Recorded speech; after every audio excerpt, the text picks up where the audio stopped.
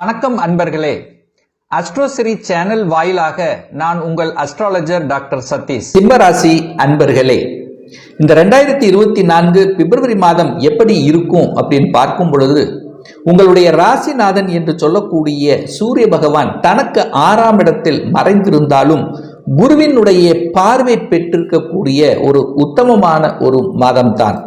அதே சமயம் இந்த சூரிய பகவானானது இந்த பிப்ரவரி 12ஆம் தேதி அன்று 7ஆம் இடத்துக்கு பெயர்ச்சியாகிறார். ஸோ அங்கிருந்து உங்க ராசியை பார்க்கிறார். அப்ப ராசிநாதன் ராசியை பார்ப்பது உங்களுக்கு அனைத்து விதத்திலும் ஒரு தன்னம்பிக்கையை கொடுக்கக்கூடிய, சுய கௌரவத்தை கொடுக்கக்கூடிய அமைப்பு. என்னதானாலும் தான் என்ன நினைக்கிறோமோ அதை சாதிக்கணும் அப்படிங்கிற அந்த எண்ண ஓட்டங்கள் அதிகமாக இருக்கும். அதே சமயத்தில் கொஞ்சம் பிடிவாத குணமும் அதிகமாக இருக்கு. ஏன்னா சனி பார்க்கிறார் அல்லவா, கொஞ்சம் பிடிவாத தன்மையும் அதிகமாக இருக்கும். ஸோ என்னதான் இருந்தாலும் இந்த மாதம் சிம்ம ராசியினருக்கு புகழையும் கௌரவத்தை கொடுக்கக்கூடிய ஒரு நல்ல மாதம் அப்படின்னு சொல்லுவேன். அப்ப ராசிநாதன் ராசியை பார்க்கும் பொழுது நினைத்த காரியங்கள் அனைத்தும் ஈடேறக்கூடிய தன்மை இந்த பிப்ரவரி 12ஆம் தேதிக்கு அப்புறம். குடும்பஸ்தானத்தில் கேது உட்கார்ந்திருக்கார். சர்ப்ப கிரகம் என்று சொல்லக்கூடிய அந்த கேது பகவான் குடும்பஸ்தானத்தில் இருக்கின்ற காரணத்தால, அதாவது குடும்பத்தில் குழப்பம் ஏற்படுத்தாமல் பார்த்துக்கணும். யாருக்குள்ள குழப்பம் வரும்? கணவன் மனைவிக்குள்ள வருகிறதோ இல்லையோ, மற்றவர்களால குழப்பம் வருவதற்கான வாய்ப்புகள் இருக்கு. அப்போ 3ஆம் நபர்களை உங்க குடும்ப விஷயத்துக்கு அனுமதிக்க கூடாது அப்படிங்கிறத ஞாபகத்தில் வைத்துக் கொள்ளுங்கள். ஸோ கேது 2ல் இருக்கார். குடும்பத்தை கெடுத்து விடுமா அப்படின்னா நிச்சயமா இல்லை. கண்ணில் இருக்கக்கூடிய கேது உங்களுக்கு ஞானோதயத்தை தருவார். ஸோ எந்தெந்த விஷயத்தில் நீங்கள் தொந்தரவு படுத்தினீர்களோ, எந்தெந்த விஷயத்தில் உங்களுக்கு பாதிப்பை ஏற்படுத்தியதோ, ஸோ இது எதுக்காக என்கின்ற அந்த ஞானோதயத்தை புரிந்து கொண்டு அந்த குடும்பத்தை நல்வழிப்படுத்துவதற்கான அந்த கேது உங்களுக்கு அமர்ந்திருக்கார். அப்போ குடும்பம் நன்றாக இருக்க போகிறது. இதுவரைக்கு செய்த தவறுகள் எல்லாம் திருத்த போகிறீர்கள்.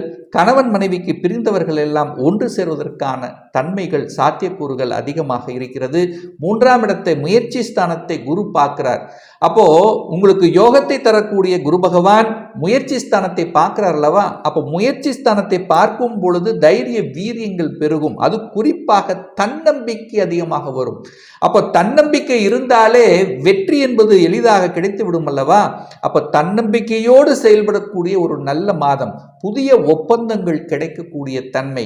இசை சம்பந்தப்பட்ட துறையில் இருக்கின்றவர்கள், அதாவது பாட்டு சம்பந்தப்பட்ட துறையில் இருக்கின்றவர்கள், எழுத்து சம்பந்தப்பட்ட துறையில் இருக்கிறவர்களுக்கு பெயரையும் புகழையும் கொடுக்கக்கூடிய ஒரு நல்ல மாதம். ஏன்னா அந்த 3ஆம் அதிபதியாகிய சுக்கிரன் எங்க அமர்ந்திருக்காருன்னா 5ஆம் இடத்தில் உட்கார்ந்திருக்கார். பூர்வ புண்ணியஸ்தானம் பஞ்சமஸ்தானத்தில் அமர்ந்து கொண்டு குருவினுடைய பார்வை பெற்றிருக்கக்கூடிய ஒரு அற்புதமான ஒரு காலம்.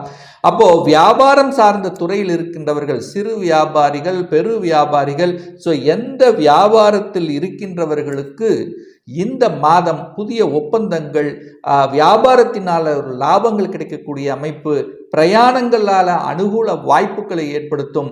வண்டி வாகனம் சம்பந்தப்பட்ட துறையில் இருப்பவர்கள், அதை சார்ந்த உதிரி பாகங்கள் விற்பனை செய்யக்கூடிய தொழிலில் இருக்கின்றவர்களுக்கு லாபத்தை தரக்கூடிய அமைப்பை ஏற்படுத்தும்.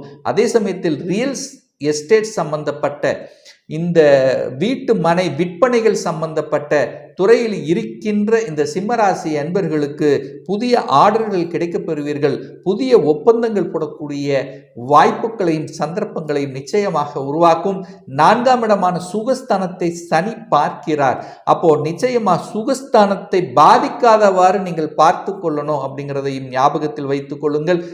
தாயினுடைய உடல்நலம் சார்ந்த விஷயத்தில் இருந்து வந்த அந்த பிரச்சனைகள், அதாவது அந்த தாய் வர்க்கம் சார்ந்த விஷயத்தில் பிரச்சனைக்குள்ள போகாம நீங்க பார்த்துக்கணும். தாயை நன்றாக நீங்க பார்த்துக்கணுங்கிறதையும் ஞாபகத்தில் வச்சுக்கோங்க. 5ஆம் இடம் வலுப்பெற்றிருக்கிறது. 5ஆம் அதிபதியாக இருக்கக்கூடிய குரு பகவான் அந்த 5ஆம் இடத்தையே பார்க்கின்ற ஒரு வேலை தான் இந்த மாதம். ஸோ அப்போ 5ஆம் இடம் பூர்வீகம். பூர்வீகம் சார்ந்த விஷயங்கள் நன்றாக இருக்க போகிறது. அந்த 5ஆம் இடம் என்பது பதவியை குறிக்கக்கூடிய இடம். பதவி சார்ந்த விஷயங்கள் உங்களுக்கு கைகூடக்கூடிய அமைப்பு. குழந்தைகள் நன்றாக இருக்க போகிறார்கள். இதுவரைக்கு குழந்தைகளுடைய கருத்து வேறுபாடுகள், உங்க சொல் பேச்சு கேட்கல, இந்த மாதிரியான அமைப்பில் இருந்தவர்கள் எல்லாம் மாறப்போகிறது. குழந்தை நன்றாக இருக்க போகிறது. இன்னார்ந்து குழந்தைகள் என்று சொல்லக்கூடிய அமைப்பு. குழந்தைகளுடைய படிப்பு சார்ந்த விஷயங்களும் திருப்திகரமாக இருக்கக்கூடிய ஒரு நல்ல மாதம் அப்படின்னு சொல்லலாம். குழந்தைகள் வெளிநாட்டுக்கு சென்று படிக்கக்கூடிய யோகங்கள் என்பது சிறப்பாக இருக்கிறது. சுக்கிரனும் செவ்வாயும் இணைந்து மிருகமங்கல யோகத்துடன் இருக்கின்ற காரணத்தால வீடு சம்பந்தல், நிலம் சம்பந்தப்பட்ட விஷயங்கள், அதற்கு சம்பந்தப்பட்ட துறைகளில் இருக்கின்ற இந்த சிம்மராசி என்பவர்களுக்கு உயர்வை கொடுக்கக்கூடிய ஒரு நல்ல மாதம். சுக்கிரன் சம்பந்தப்பட்ட, அழகு சம்பந்தப்பட்ட, கலைத்துறை சம்பந்தப்பட்டவர்களுக்கு ஒரு நல்ல மேன்மையை தரக்கூடிய தன்மை. செவ்வாய் 5ஆம் இடத்தில் உட்கார்ந்திருக்கார். அப்போ இந்த சிம்மராசி என்பவர்களுக்கு ராஜயோகத்தை தரக்கூடிய ஒரு கிரகம் செவ்வாய். அந்த செவ்வாய் 5ஆம் இடத்தில் அமர்ந்து கொண்டு குருவினுடைய பார்வை பெற்றிருக்கு.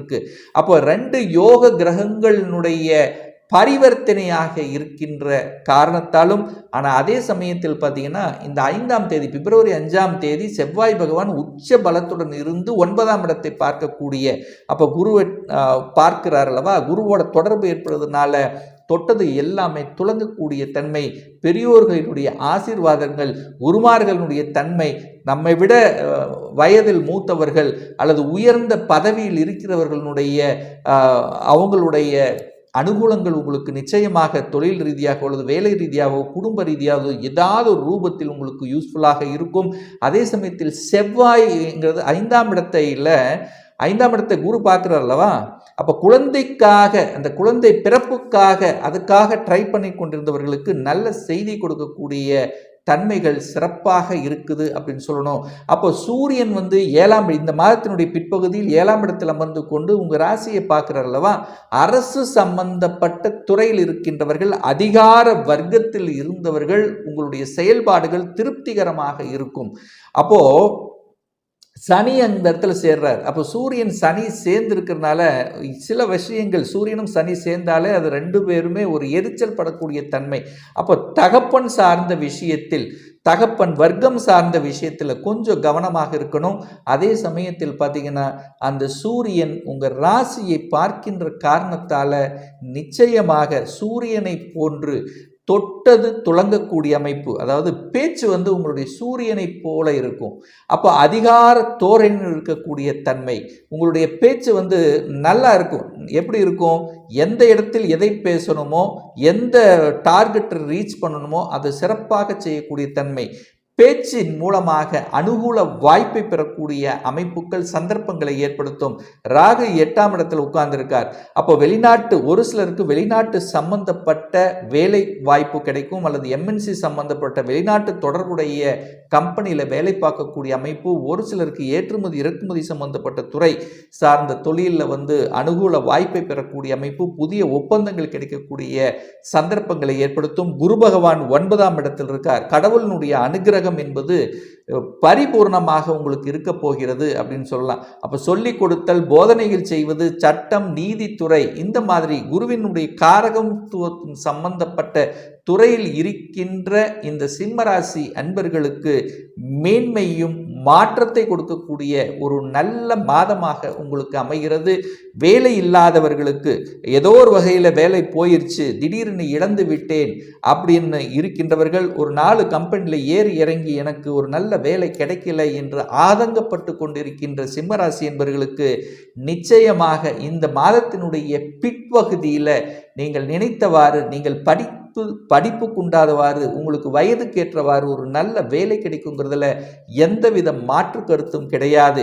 அதே சமயத்தில் பார்த்தீங்கன்னா 11ஆம் அதிபதி என்று சொல்லக்கூடிய புதன், அந்த புதன் அப்படிங்கிறது மாமன் வையாகரன், பார்த்தீங்களா, அந்த மாமன் சார்ந்த விஷயத்தில் உங்களுக்கு ஒரு ஹெல்ப் கிடைக்கும் அப்படிங்கிறது, அதாவது மாமன் சம்பந்தப்பட்ட, மாமன் உங்களுக்கு ஏதாவது ஒரு ரூபத்தில் ஹெல்ப் பண்ணுவார் இந்த மாதம் அப்படின்னு எடுத்துக்கலாம். அதே சமயத்தில் புதிய நண்பர்கள் உங்களுக்கு கிடைக்கப்படுவார்கள். ஒரு 10 வருடங்களுக்கு முன்னாடி ஒரு காலேஜில் படித்த நண்பர் உங்களுக்கு ஒரு கனெக்ட் இதுவரைக்கும் கனெக்ட் ஆகாமல் இருந்து இப்போ உங்களுக்கு தொடர்பு ஏற்படுத்தி அவர்கள் மூலமாக வேலை சார்ந்த விஷயம், தொழில் சார்ந்த விஷயத்தில் நல்லவைகள் நடக்கக்கூடிய ஒரு நல்ல மாதமாக அமைகிறது. ஆன்மீகம் சம்பந்தப்பட்ட எண்ண ஓட்டங்கள் அதிகமாக இருக்கும். கோயில் திருப்பணிக்கு செலவிடுதல், அன்னதானம் கொடுப்பது, உங்களுடைய குலதெய்வ வழிபாடு எடுத்துக்கொள்வது, இஷ்ட தெய்வங்களுக்கு சென்று வருவது, இந்த மாதிரி உங்களுடைய ஆன்மீக பணிகள் இந்த மாதம் உங்களுக்கு திருப்திகரமாக இருக்கக்கூடிய அமைப்பில் இந்த பிப்ரவரி மாதம் உங்களுக்கு இருக்கிறது. கேது 2ஆம் இடத்தில் இருக்கின்ற காரணத்தால் நீங்கள் ஒரு வணங்க வேண்டிய தெய்வம் அப்படின்னா விநாயகமூர்த்தி. ஸோ ஒவ்வொரு நாளும் நீங்கள் வேலைக்கு போனாலும் சரி, வீட்டிலிருந்து வெளியில் கிளம்பும் போது விநாயகரை கும்பிட்டு சென்றீங்கன்னா எல்லாமே நல்லவைகளாக நடக்குங்கிறதுல எந்தவித மாற்று கருத்தும் கிடையாது.